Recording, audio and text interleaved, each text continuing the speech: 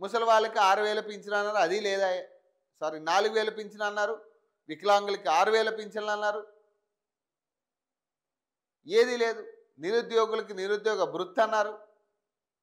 గత ప్రభుత్వం నాశనం చేసి అదే నిరుద్యోగ భృతి అని చెప్పి 5 ఏళ్ళు గత ప్రభుత్వం సాగనంపింది. నిరుద్యోగుల పరిస్థితి అప్పుడే అంత ఘోరమైన పరిస్థితి ఉంటే ఈ ప్రభుత్వం ఏం చేసింది, నమ్మించి మళ్ళీ గొంతుకొచ్చింది. ఎవడు హ్యాపీగా ఉన్నాడు తెలంగాణలో? ఏం రైజింగ్ జరిగింది 2 ఏళ్లలో? 2047 నాటికి ఏం రైజింగ్ చేయబోతున్నారు?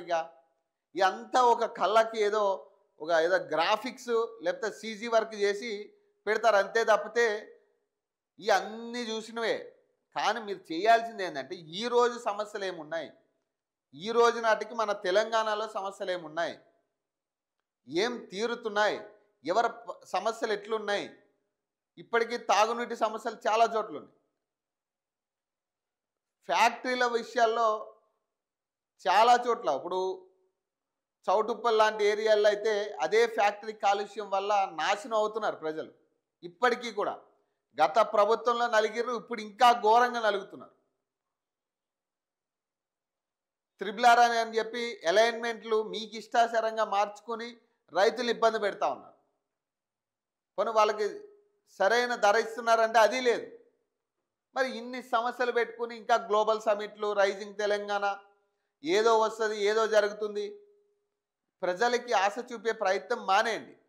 మీరు ఈ రోజుకి ఏం చేశారో, ఈరోజు సమస్యలు ఏం తీరాయి ప్రజలకి, కొత్తగా ఏం పథకాలు క్రియేట్ చేస్తున్నారు, అసలు ఆ పథకాలు సక్రమంగా అందుతున్నాయా, మనం ఇచ్చిన ప్రామిస్లు ఏమన్నా నెరవేరినాయా,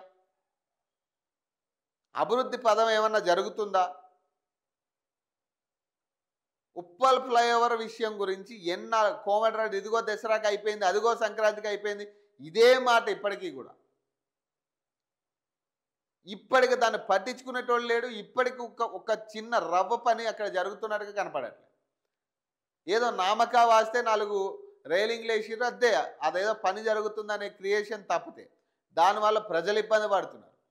మనమేమో 100 ఫీట్ల రోడ్ వేసి మొత్తం రోడ్ వేసినట్టుగానే కటింగ్ ఇచ్చి దాన్ని ప్రచారం చేసారు సోషల్ మీడియాలో. ఇన్ని సమస్యలు, ఇంత ఘోరమైన పరిస్థితి ఇంకా ఉన్నాయి. గ్రామాల్లోకి వెళ్తే అడుగు అడుగున సమస్యలు ఉన్నాయి. ఈరోజు ఎవరిని కదిపినా కూలి పని చేసుకునే వాళ్ళ దగ్గర నుంచి రైతులు, దళారుల వరకు కూడా ప్రతి ఒక్కరు సమస్యలు పాలవుతున్నారు.